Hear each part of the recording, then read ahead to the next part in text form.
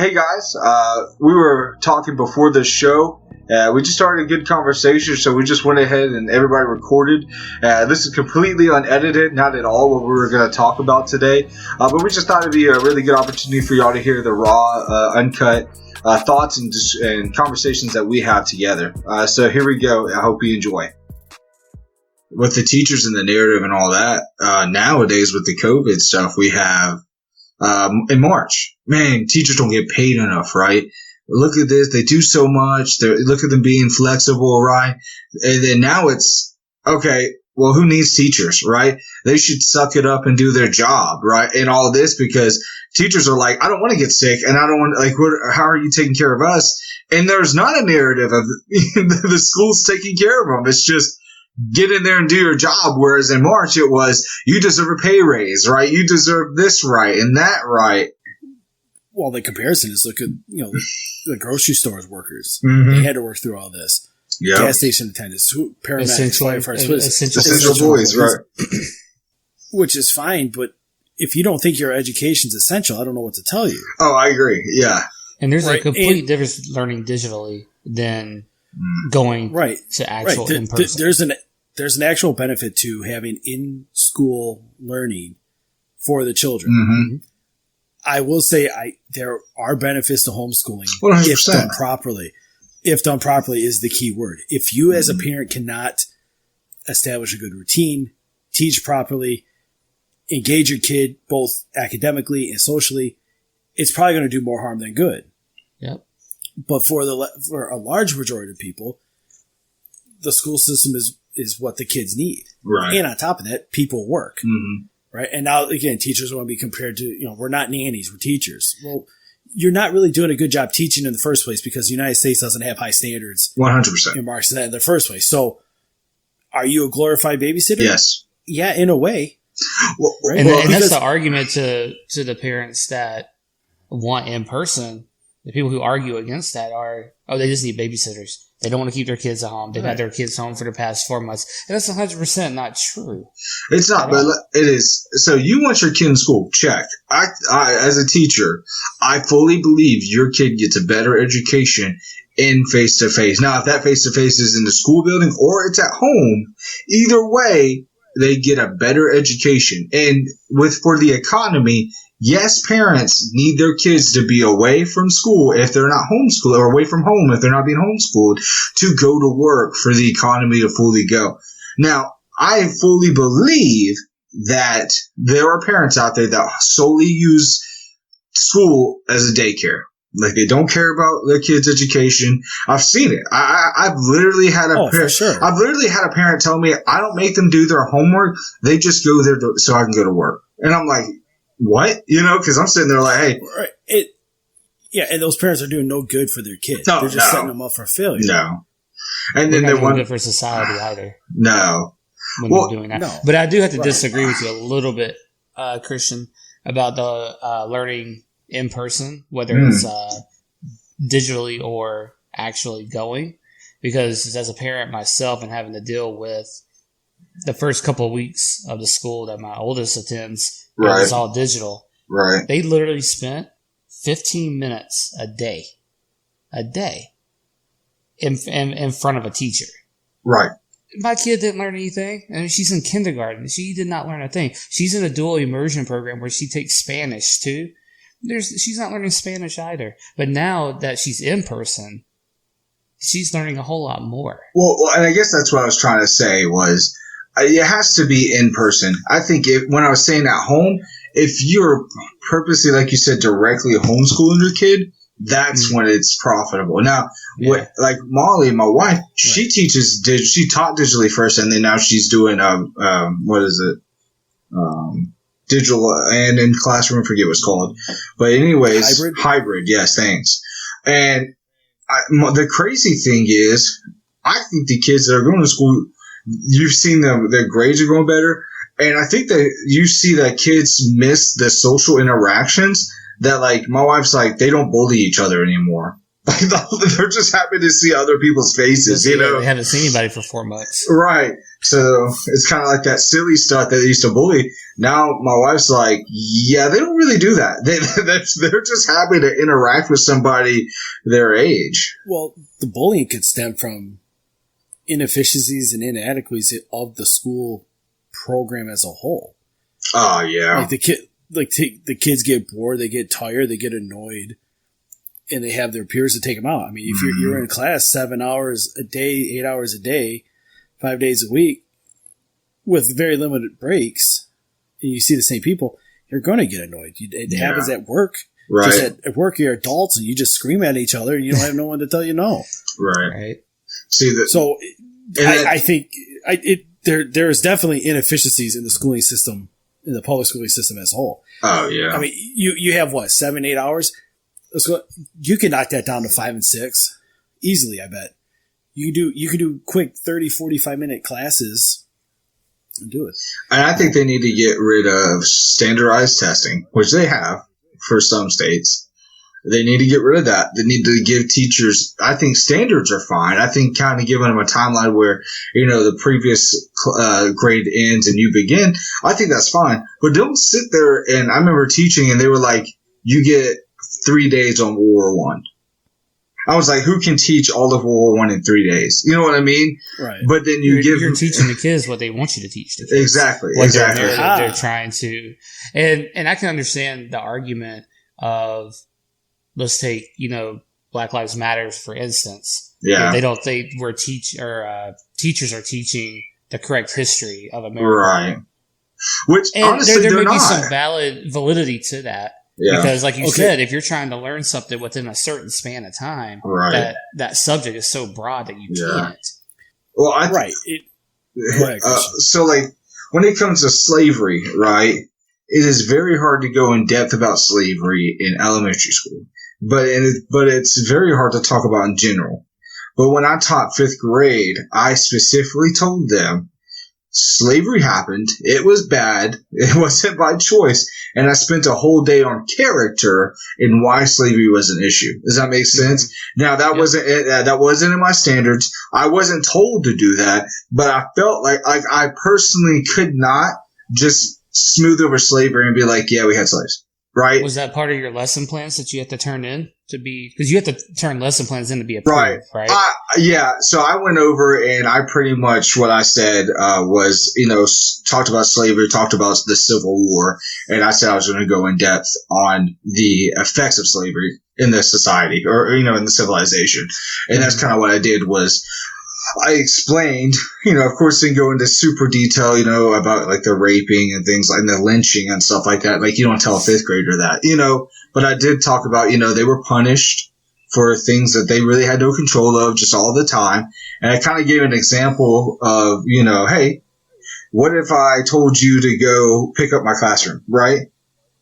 And then when it was done, I took away some recess time. And you said, why? I was like, well, because you didn't do it the way I wanted to. But then I never told you how I wanted it done. Does that make sense? And then you go through that cycle, and I was like, that's kind of how it felt, was every time you did something, you may have done it, but it was never right. And I kind of kept going into that sense of just kind of made them try to feel a little of like slavery's bad, like, and there's nothing good about it. Now, of course, you could always argue, well, it made the economy better, right? And, you know, we jump there, like, that's fine. But at no point do I think, as a human being, owning a person without the, you know, owning a person at all is good. And I went into that, but I'm taking a master's class now talking about memory. We talked about, you know, Black Lives Matter, slavery. It's a huge thing in education that we do glance over slavery. We do glance over Auschwitz in World War II and stuff. Pretty much all the ugly stuff that happens, it's very hard to teach. Because in what detail do you teach it? You teach it at the detail appropriate for the level. When I first really learned about World War II, it was 9th grade. So I was 13, 14-year-olds. You definitely don't have the mental capacity to fully understand what's going on. But we watched Schindler's List in 9th grade. Oh, 14. Nice. He sent home the permission slip. The permission slip and everything. And you remember watching that movie, and it's like, holy crap. Yeah. Right? And it gets you thinking and questioning, and the teacher did a good job of, okay, this really happened. This is what, and I'm glad you brought this up. There, I don't know if you guys saw the headline on 11 Alive down there. Survey, here's the headline, quote, survey finds shocking and saddening lack of Holocaust knowledge among millennials and Gen Zs. Did you see this article? Yeah. Found that almost 2/3 of millennials and Gen Zers didn't know 6 million Jews were murdered in the Holocaust. And that, obviously that goes beyond just the Jews. It goes to gypsies and whatnot. Right. It goes down here in, they went across different states and things like that. And this one here, the Klein conference said that perhaps one of the most disturbing revelations from the survey found that 11% of millennials and Gen Z respondents incorrectly believe that the Jews caused the Holocaust. Oh my gosh. I'm like, but who are you surveying? That's true. They're surveying millennials and Gen Zers across all 50 states. But where do they send these surveys to, though? I'm just being curious. Like, does it say like, oh, we send them to the high schools, the middle schools, or collegiate level? I don't know. I'm not saying that their percentages are wrong, obviously, but I mean that's crazy. You guys keep talking. Let me see if I can figure this out. I think too, as a history professor, when we talk about history, right? I can only teach so much before you start learning, right? And you see that a lot. Given tests, right? We've all taken tests and we're like, I think I was paying attention, but I don't remember any of this, right? Right? We've all had those moments. But there are some students now, I'll tell you what, I could sit there and, have an MP3 of all my lectures and give them all the answers and they still wouldn't care enough to, go ahead and learn. You know what I'm saying?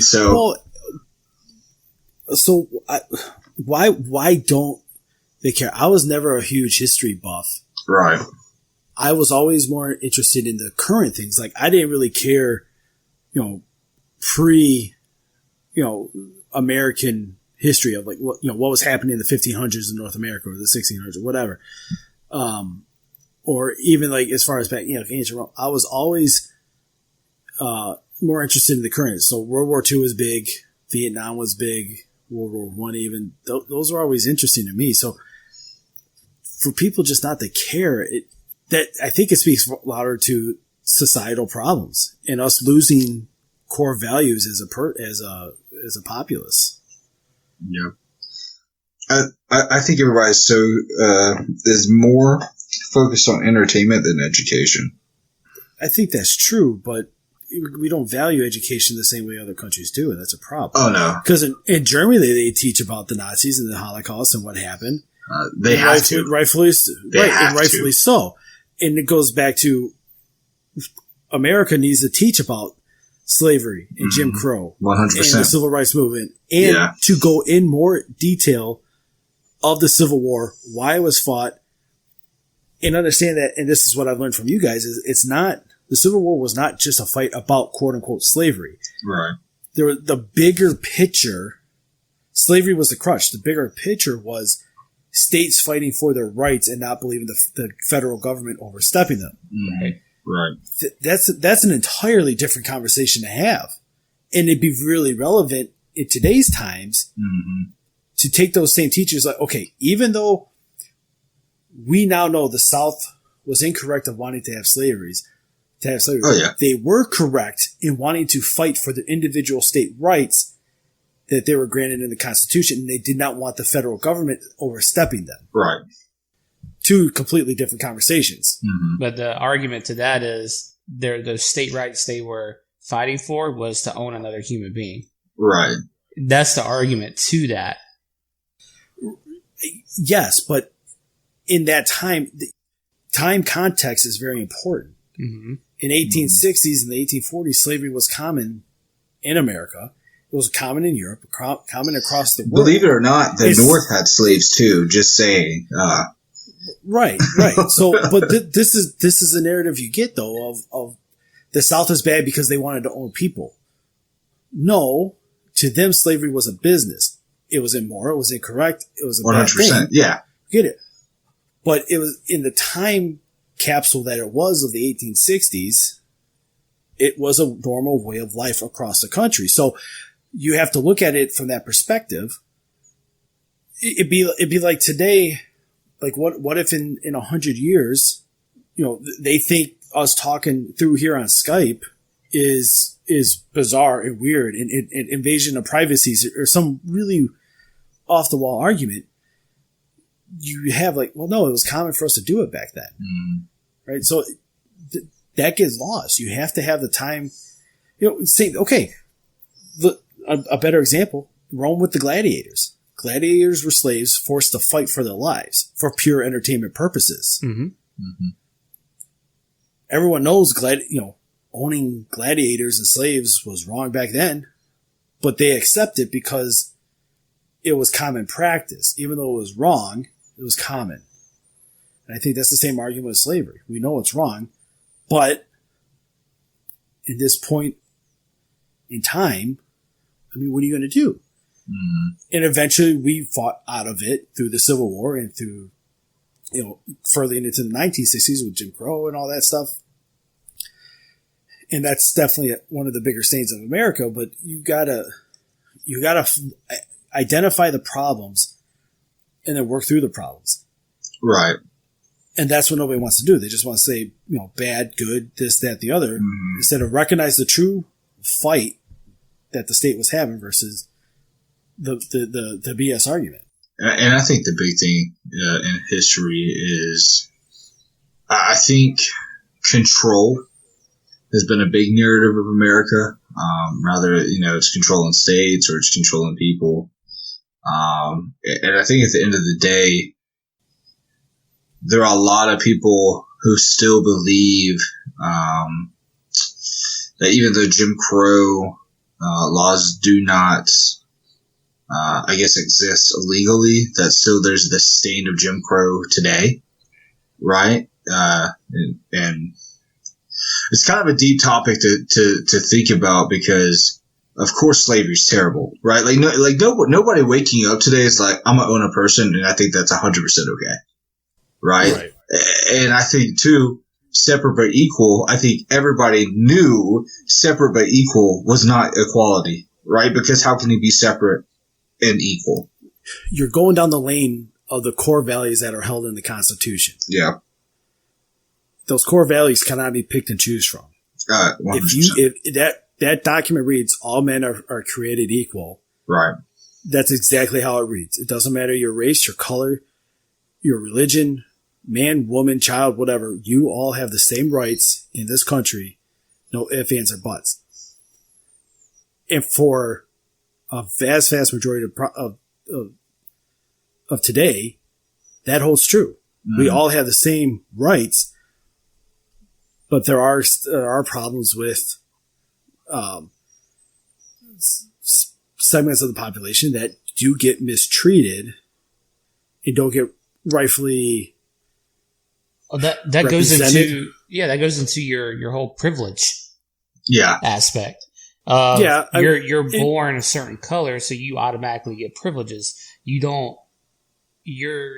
not considered working hard to get where you're at in life, right? Because you're born a certain color. Yeah, we're all created equal, but we don't have equal outcome. 100%. And I think a lot of people say, well, the Constitution was wrote because all men are created equal, and they really meant all white men. 100% they meant all white men. They had slaves. They weren't thinking of black people and equality. But when you read it, obviously, we all know every single person is created equal. Woman, man, black, white, whatever, right? And at the end of the day, everybody should start at the same spot, right? And it shouldn't be the color of your skin dictates your privilege or dictates your outcome. It should be your work ethic, your character, right? And where you place yourself. Does that make sense? Yeah. And that circles back to the education system. Is how you're raising in the education, how they want teachers to teach. Right. And I tell you what. Did you Sorry. experience that a lot, Christian, where you might have been instructed to teach things a certain way and found it to be conflicting with what you thought was important to teach? Not necessarily. It wasn't like people were being shady about it or anything. Like, oh, we don't talk about that, right? But I thought how we see education, obviously when you're given standards and you got to get a standardized test done in March and April, really for 1/4 of your entire schooling is just testing. So you really only have 3/4 of the school to work with. And they're like, oh, by the way, I need you to fit, 100 years of history into that. It's difficult. And you are very much handcuffed to a timetable. And it doesn't really matter what you think's important. It really doesn't. And I think that's a problem. So it's all guided towards, here's the test that everyone needs to pass and move forward. Yes. And here's the facts of that test that you need to know. Yes. The X, Y, and Z was on it last year. Make sure they know X, Y, and Z. And there was a lot of times where I was like, well, I think teaching slavery, going in depth with World War II, I think all that's important. You got 3 days. It is. You got a week. Yeah, you know what I mean? It's like, well, I can't teach, I mean, World War II should be could take half the semester. 100%. To really narrow it down. Right. I know obviously in this country we teach America's good and look at the strategies that FDR did and what the Americans and the Allies were able to do without talking about, okay, it started with Japan bombing Pearl Harbor. There was a lot more that led up to that. Oh, 100%. Right. There's so much we did. Right. And that's what I want more people to know and realize and try to learn. America was trying to stay out of the war. They didn't want to get into it. Yeah.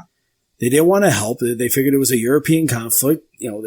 But Japan got all high and mighty. Yeah, we literally embargoed Japan and put them into starvation almost. Oh, not almost. We did. We made nobody could import to Japan because us and the Allies made sure of it. And then they bombed us out of retaliation. Nobody talks about that, of course, but like Japan didn't just wake up. I learned something today. Yeah. Like Japan didn't just wake up and go, Pearl Harbor, done. Right? Like that wasn't exactly. Yeah, they weren't just saying, how do we get America involved? I know. We'll do this. And I tell you what, and guess what? Japan never told Hitler they were doing that. That was literally when Hitler found out, he had to have known his days were numbered. Like, probably. I mean, because I think at that point, I think his days were numbered when Russia turned against him. Oh no, he turned against Russia. Well, okay. Well, that was a Hail Mary throw that he was trying to. Yeah, dude, you made the dumb decision of fighting Russia in the winter. What is wrong with you? Oh, and that's funny because when we as historians talk about that, it's just one of those you throw your hands up and you're like, I don't, because he had a whole treaty with him, like I won't mess with you if you won't mess with me type thing, right? And then he said, oh, it's the winter time, perfect time to go to one of the coldest places in the world and go attack them, right? And the thing is, Russia didn't even have to fight them. They were so undersupplied and they couldn't deal with the winter that they really just went to the western border and hung out and just made sure no one crossed it. That's all they did. I know, they burned their own cities down and just say, we're going to keep moving west. They ain't going to catch us and then we'll rebuild again. Yeah. There's so many facts to that war and so many ins and outs and it's just not taught properly. It's not. People don't.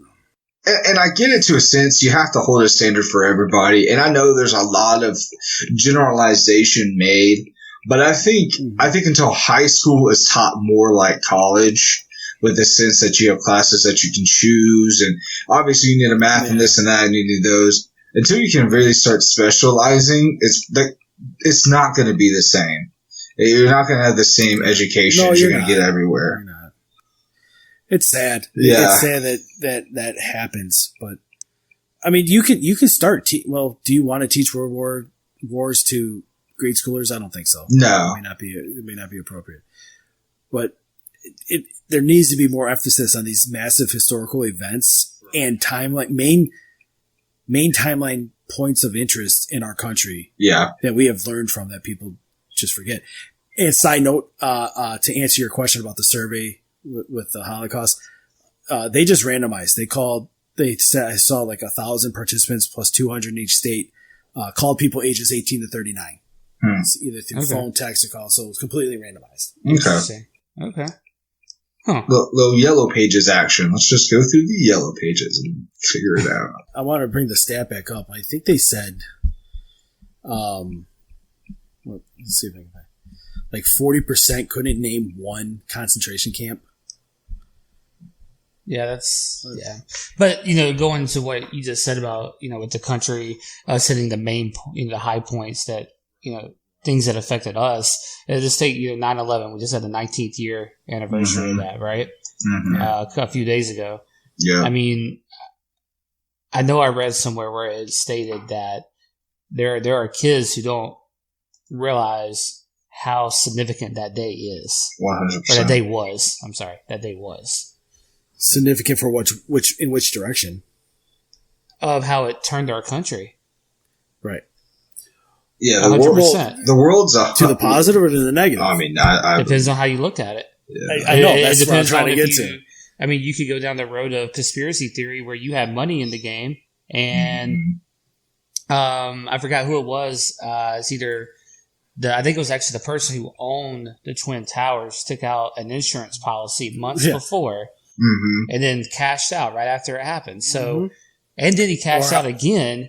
Or how there was like $2.8 trillion in gold that just went missing from the vaults underneath. Right. But you're considering when there's facts like that actually have been presented and are evident, you're still considered a conspiracy theorist. Now, I don't want to say it's an inside job, but there are a lot of red flags that point to it just not being a random attack because you hate America. And a lot of people think it was a gateway to the Patriot Act. And you had all these people scared, so now you pass this Patriot Act to increase surveillance on. Well, that's the greatest way to take rights is from scared people. It's the easiest way. I.e. Corona. Exactly. Right. I mean, we should say that show for a different state, but you guys are in Georgia with Governor Kemp. I'm in Michigan with Governor Whitmer. We have had two very different experiences. Yeah, we have. When it comes to the fight against Corona, and that might be a different. And what's interesting is we have been a red hot state for a long time now with the coronaviruses, and we're more open than you guys are. Yeah, which is insane. Yeah, to think about. We still don't have movie. Gyms just opened up last week. 50% capacity? Oh, 25%. 25% capacity. Makes no sense. I was talking. But back to the night. But yeah, the Patriot Act, like. Oh yeah, we got to make sure we're safe. We got to make sure we take care of each other. And now you've got the phone tappings and the surveillance and TSA. No one likes dealing with TSA. I mean, do you guys ever remember a time of going through security at an airport to the gate to get somebody? Yeah, I remember that. Yeah, I mean, yeah. It was, now that you can't hardly get through the parking lot. Nope. Well, then that brings about Edward Snowden, right? Oh, Joe Rogan just did a podcast with him this week. He did one this week? I know he did one a while ago. Yeah, no, they met again this week.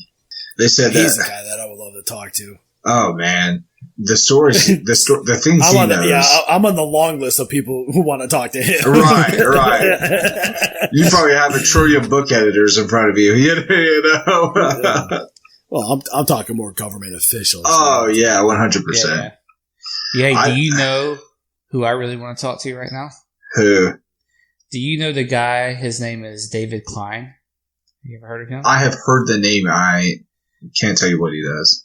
So, Mr. David Klein, this is kind of taking a little spin on what we've been talking about, kind of lighten it up just a hair. Yeah. But speaking of someone I would like to talk to, he is the real life Willy Wonka right now. Really? He's the owner of Jelly Bellies. Okay.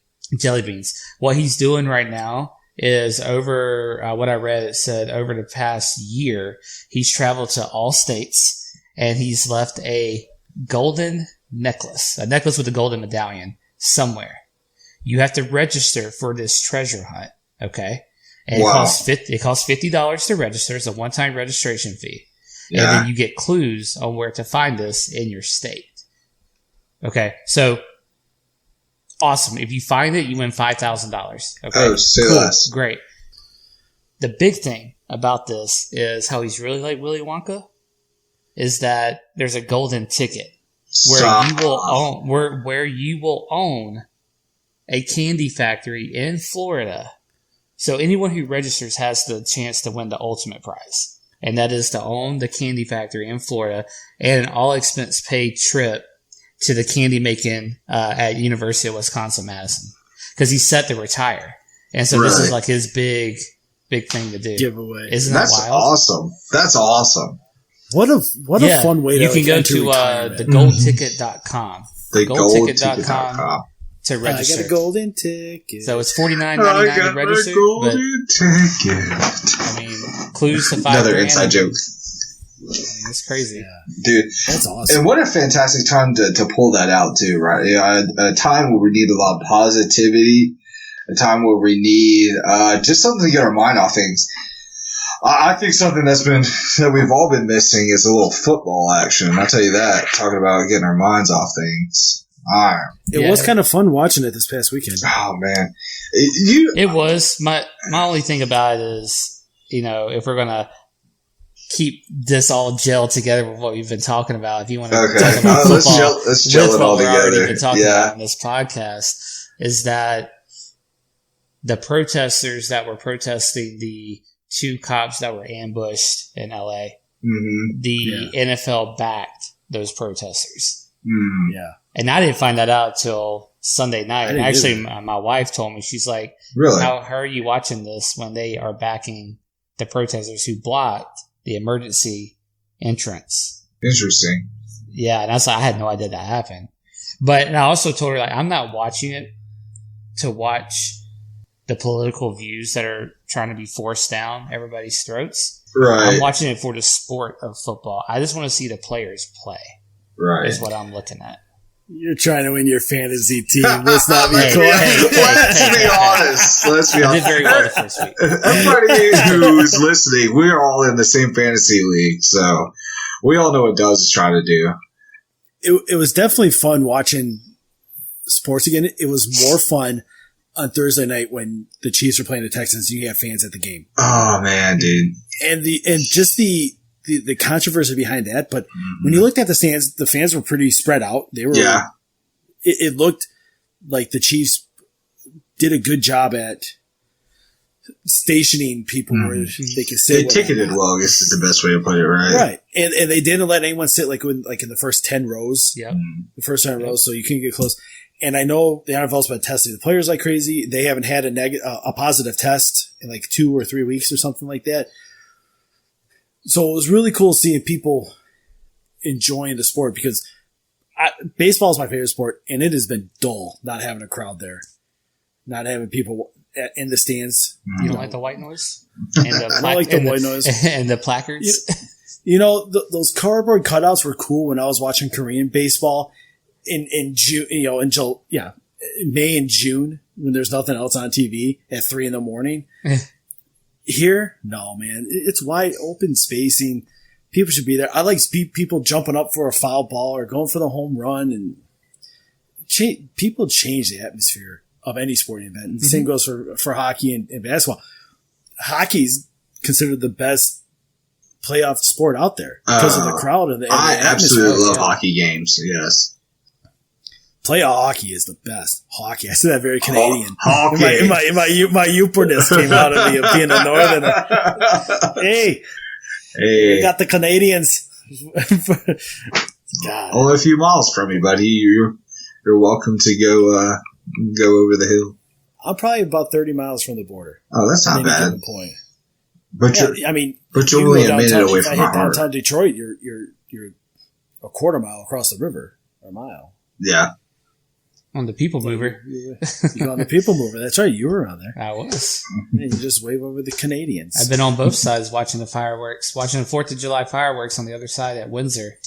Oh, nice. Nice. Nice casino there. Yeah. Oh, that's nice. Really nice casino over there. Is it? So anyways, I thoroughly, and at my work, you just heard a huge buzz of football, and people were like fighting over the TV to see whose team was going to be playing in, and it just seemed like things are starting to get into normal. You know what I mean? just being able to just watch a sport and everybody, doing some jawing at each other, right? My team's better than yours. But coming together and everybody agreeing, like, this is what we want to be doing right now, right? We want to be enjoying that's a game. I've wanted to see if friends of ours wanted to get together for a barbecue this Sunday to watch the Lions. Cook out before the game and then watch the game. They play the Packers. They're going to get smoked. The everyone's in a tizzy up here because the ref for the Packer Lion game is the same ref that called the false face mask on Aaron Rodgers, and then he threw the Hail Mary 3 or 4 years ago. Yeah. So everyone's in a tizzy in Detroit. They already said we lost, which we are going to lose because the Lions blow. Matt Patricia needs to go. So is Bob Quinn. They're losers. You go 23-6, and you lose. Did you know? Okay. We opened a can. Okay. They fired Jim Caldwell, who went 9-7. They said it wasn't good enough. From that point forward, Matt Patricia is like 9-23 or 9-33, and he still has a job. The man's got 9 wins as his head coach of the Lions. He has 11 fourth quarter losses. He's got more fourth quarter losses than he does wins. It doesn't make sense. He should have stayed in New England. Well, that's why he's probably kept his job as long as he has, because he's a Bill Belichick disciple. Well, Bob Quinn's is a Patriot guy too. He came from the Pats, right? And well, it's better than 28-3. Yeah, Super Bowl, I wasn't gonna say it. But it does hurt. I'm a homer, 100%. Yeah, you have to dig at yourself sometimes. It still hurts. That's fair. It's like the infield fly rule with the Braves and the Cardinals. That's even worse. That's even worse. They still talk about that on the radio. What's worse, the infield fly rule for the Braves or the 28-3 loss for the Falcons? 28-3. I won't say 28-3 because we would have won the Super Bowl. We were still we weren't even in the World Series.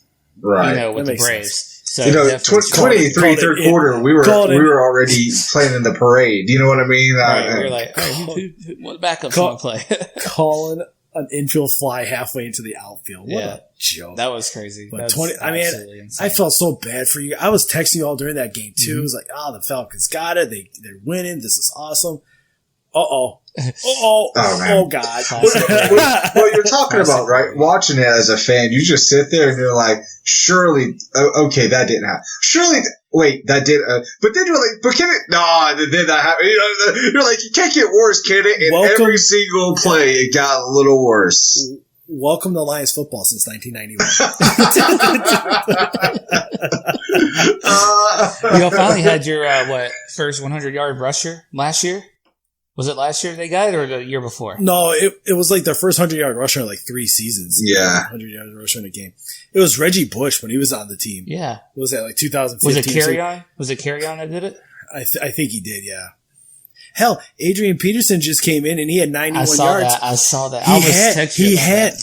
No, get this. He had over 100 and then they made him kneel. No, I'm sorry. Not different. He had like 91 yards. Sorry. It was Kyler Murray. He had 101 yards. Oh, then he ran the and then they had him in the shotgun formation to take a kneel. So he dropped his yardage back like 9 yards. So he ended up with like 92 rushing yards. I go, man, that's my quarterback, my team. I need those 9 points. Come on. But it was nice. It is nice, and it's good to have a little bit of normalcy. I think I am with you, Doze, in terms of the political story of revolving around sport, not just football, but all sports. And I know the three of us have talked about, and for anyone listening, is we are going to do a show on sports, on professional sports, and how we think they are in some serious trouble. And if they don't make changes soon, and it's not just with the protests, but there's a lot of other, I think, interesting components that are hurting them. Each sport has different reasons, but yeah, or they may not be in trouble. Some may. Their viewership is down, and it shows. I think what's going to end up happening is all sports. Well, maybe not all sports. I think football has the best chance at lasting. No, I think soccer does. But hang on. Real sports. I mean, I'm sorry. Wow. So hockey is the least popular of the four major ones. Hockey has their hockeyistas, the real diehard fans, and you only really get interested in hockey if your home team is making runs at it, and then you get excited about them. I think most sports are going to get that way. You're not going to have the casual fans. Like, so tomorrow you got the Bengals and the Browns playing. There's going to be a lot of people watching that game. I think in a decade. You don't think Baker and Burrow will bring people out because it's 2 number 1 draft picks. They're young guys. They're mobile. They have a certain charisma about the game. You don't think viewership for that? For tomorrow's game, it's going to be, you're going to have that viewership. But I'm saying as the sport starts declining, very few people are going to care. My argument is that football specifically, I think it's going to have to do with the concussions and the injuries, the long-term effects of that. I think that's what's going to drive it down. I think the political aspect will help with that in a way. But if you're talking, one of the other big ones, baseball, I don't think that's going away anytime soon. And I know there's plenty of arguments. There's plenty of arguments that I know you want to bring up, and that's for another show. Yeah, we'll have that. But there's too many young players right now, and I'll just give an example. Fernando Tatis Jr. Okay. Yeah. The big controversy, 3-0 count. He hits a grand slam. Unwritten rules of baseball, which has always been an issue, is are you a traditionalist? Do you believe in unwritten rules of baseball? Or do you view the game as of today where let the kids play? And that's what Tatis did, but he got ridiculed for hitting a grand slam on a 3-0 pitch that he should have took. When they were up 10 runs. When they were already up, yeah. The Rangers had a big to-do about it. His own coach of the Padres didn't even back his player up. It's terrible. And then what happened to the Rangers? They won 3 games out of the next 27. So, see, I'd rather see what Tatis did over the unwritten rules. No, if you don't want to gloat, you get him out. Right. Don't put a hanger up there for him to launch over the field because he's still playing the game. Well, I feel like these young kids are doing that though, and that's what's going to make it survive. So, Bryce Harper, Tatis. Yep. Those are your 2 big ones. Mike Trout, he's not really big on the limelight, but go out. If you just go survey your customers, all right, and just say, hey, do you know who Mike Trout is? Do you know who Tatis? Or name me 5 baseball players. They won't know it. I don't know about that. Outside of Braves, say outside the Braves. That's fine. I can do outside the Braves. Right. Everyone knows. Everyone knows 5 baseball players. Are you talking about present playing or just in general? Current players. Yeah, I don't want to hear Babe Ruth. Everyone knows Babe Ruth. Everyone knows A-Rod. I guarantee you, I could do a survey. I'm not going to do it because I don't have time to do this at work. But I bet I could, and I'm willing to bet that people can name 5 active players. There's enough big names, and it is in the sports news enough to where the bigger names. That's great. But I mean, the average age of the viewer is over 58, 60 years old. You don't have a lot of young people interested in the sport. A lot of young baseball players that are interested and want to change it, but in terms of the casual fan, it's not. But is that I don't want to get into all this right now because it's late into the show, and I don't want to keep. Okay, we'll save that. We'll transition then. So we kind of start off a little heavy. Just talk about, kind of things going on in the world today. But we're going to finish off with things going on in the world, but in a lot more positive light. So, Kip and Dubs have brought up, some positive news articles that we're going to quickly discuss. Whichever one of y'all want to start.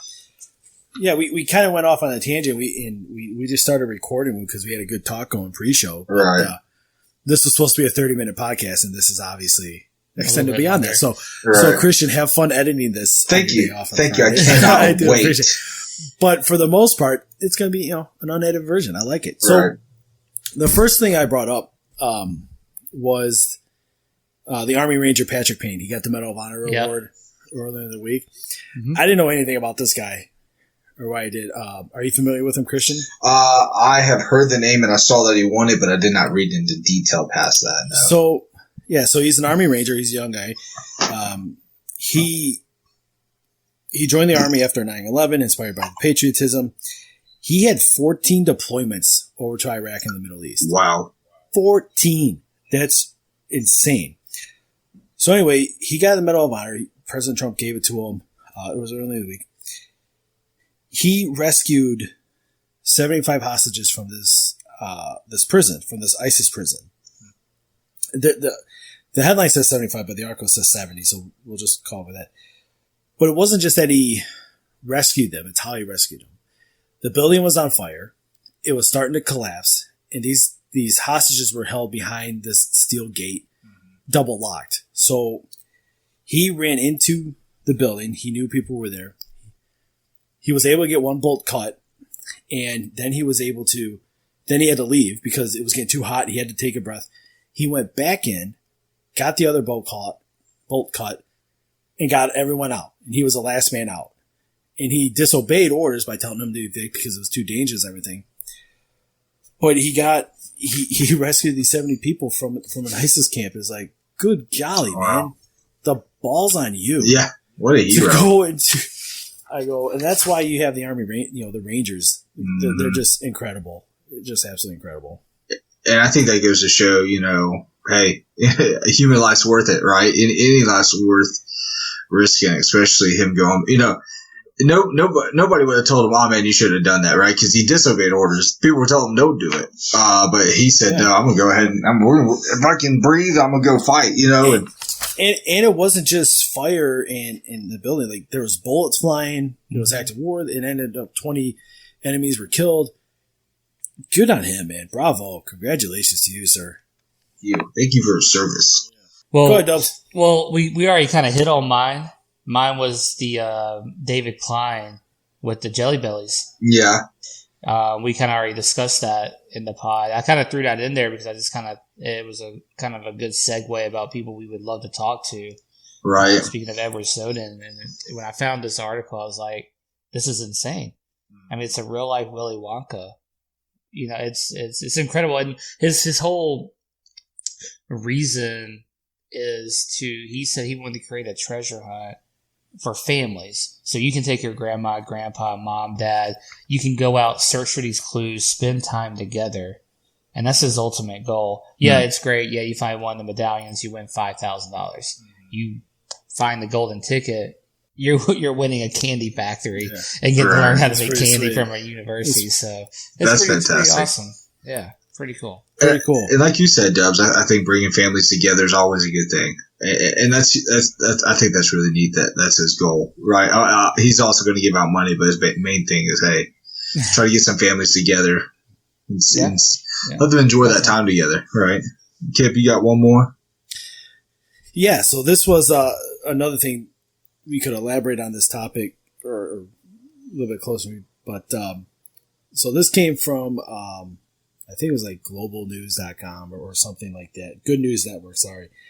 The headline says, carrying conservation programs have prevented at least 48 animal extinctions, says the study. They studied from 1993 to 2020, I believe. 93 to 2020.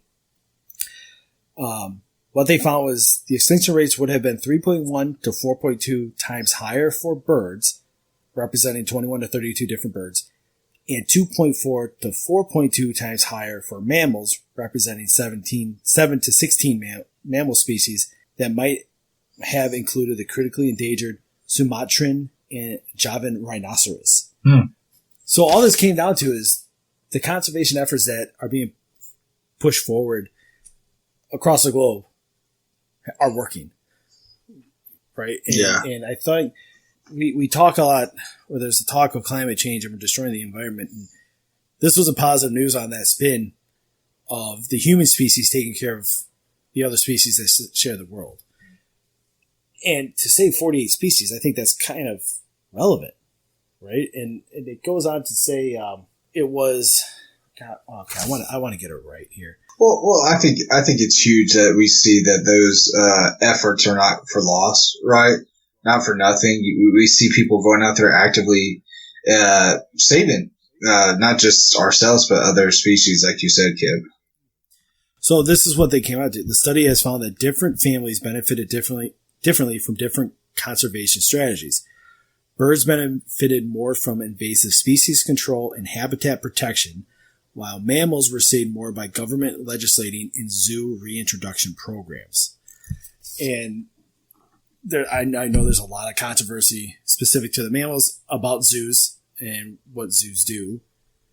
And I think on the other part of that, in terms of government legislation, you can talk about hunting. I'm a big-time hunter myself, and hunters play a key role in conservation of species and animals. So I thought it was a very interesting headline, something that we could build on maybe at some point. Yeah, for sure. Well, you know what I'm really excited for, guys? This week's Dub Nugget. Oh, yeah. You always have to be excited about the nuggets. All right, so...